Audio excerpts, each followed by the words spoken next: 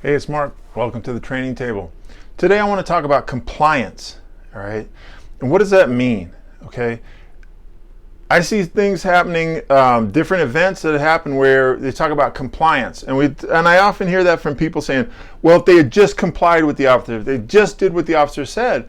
And I hear you, and that makes sense in a perfect world, and it seems simple enough, but we also have to look at the other side of that. And when an officer is trying to gain compliance, what do we want as police officers in the way of compliance? What does that mean to us? And I think what we need to do is we need to first, two parts of this. First is get a good working definition of what compliance means to us and what we'll accept as somebody being compliant, okay? And then secondly, how much time do we give that person to be compliant? And I'm gonna expand on that. First one, the working definition. What is compliance? Okay, is that if I tell somebody to get their hands up, is that their hands are straight up locked out? Will I take this that their hands are right here? You know, there's some different arguments to what this means if a person's doing this. But do I need to have them arms up, locked out? You know, totally, you know, instantaneously. You know, doing everything I say exactly the way I say it, or do I have parameters, right? Do I have a range that they could be doing something in? So if their hands are up like this and they're doing that, and I've given them a couple different commands and they follow them, I'm saying, okay, they're compliant with me. I'm going to keep my eye on them and I'm going to watch them, but I'm not going to do too much stuff to try to go, you know, make sure they're compliant, right? I'm not going to have them take a 14 question test to figure out if they're compliant with me or not, right? So it's what is that going to look like for us? And in agencies, we all need to be on the same page as to what that level of compliance is going to look like, because that can be dangerous. We saw that happen in I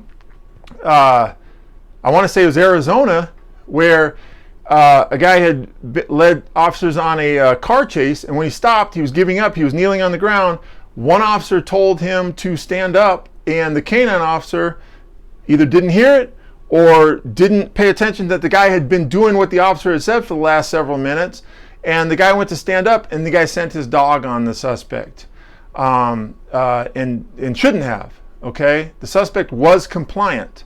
So we have to realize that if the person is doing what we're telling them to do for a period of time, that's compliance. We saw in Mesa, Arizona, where a police officer shot and killed a guy in a hallway of a hotel, where he had been giving that person commands for 5 minutes, and the person was following them to the letter, and he told him, don't reach back for your shorts or whatever, as the guy was crawling.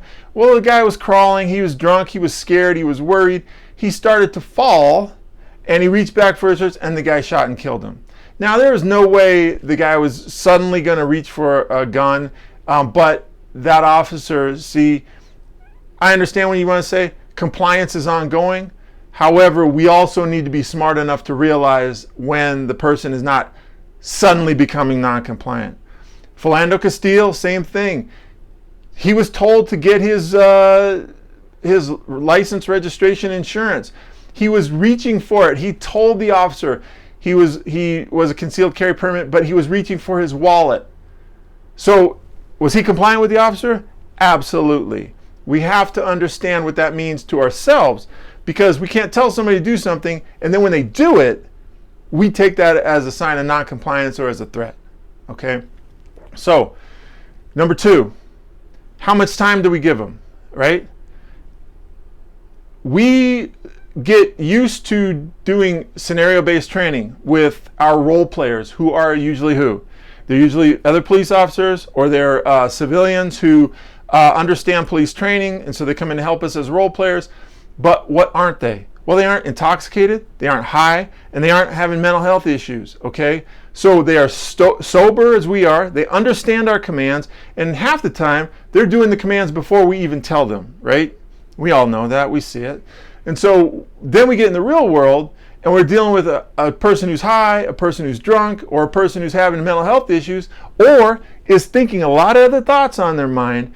And when they aren't immediately, instantaneously compliant, we take that as a sign of non-compliance because we're gauging it against our training environment, okay? We're not gauging it against real world. We're gauging it against the ideal world. So we have to be thinking about that.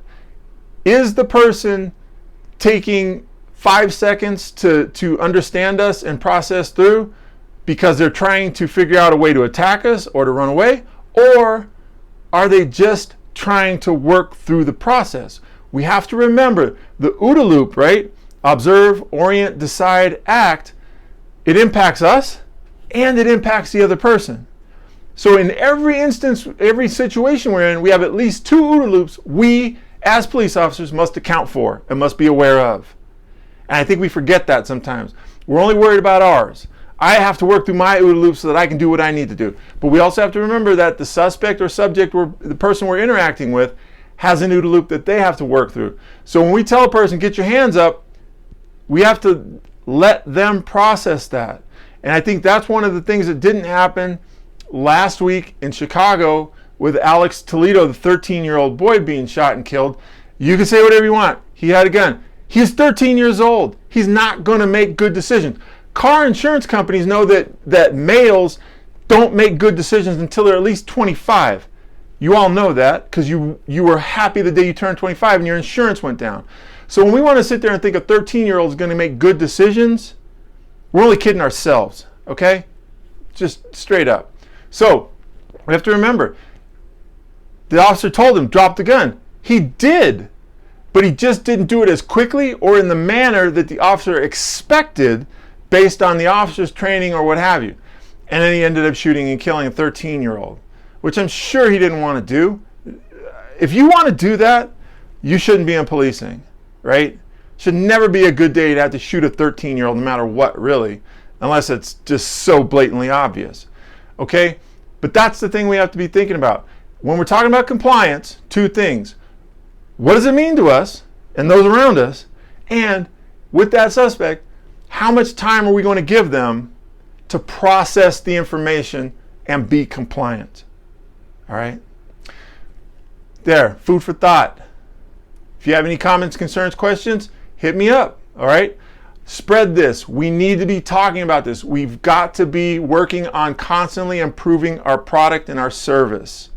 It's the least we can do, okay? Hey, thanks for tuning in. Talk to you later.